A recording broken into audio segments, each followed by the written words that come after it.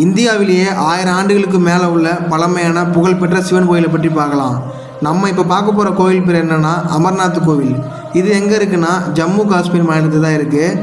இது கடல் மட்டத்திலிருந்து 13,000 அடி உயரத்தில் அமைஞ்சிருக்க சிவபெருமானை வழிபடுறாங்க. இங்கே உள்ள சிவபெருமான் பனி வடிவத்தில் அமைஞ்சிருப்பார். இந்த கோவில் இங்கே 1000 வருடங்களுக்கு மேலே இருக்குது. அடுத்ததாக நம்ம பார்க்க போகிற கோவில் பேர் என்னென்னா சோம்நாத் கோவில். இது எங்கே இருக்குன்னா குஜராத் மாநிலத்தில் அமைஞ்சிருக்கு.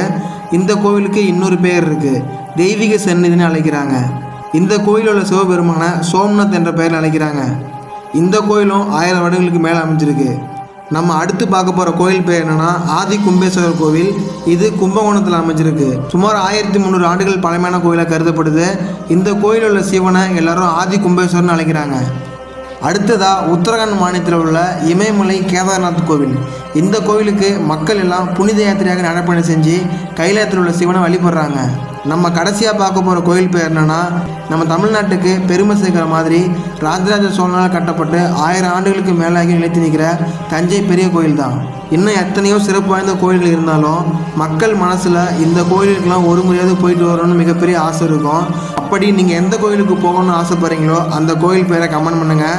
மறக்காமல் இந்த வீடியோ ஷேர் பண்ணி ஃபாலோ பண்ணுங்கள்.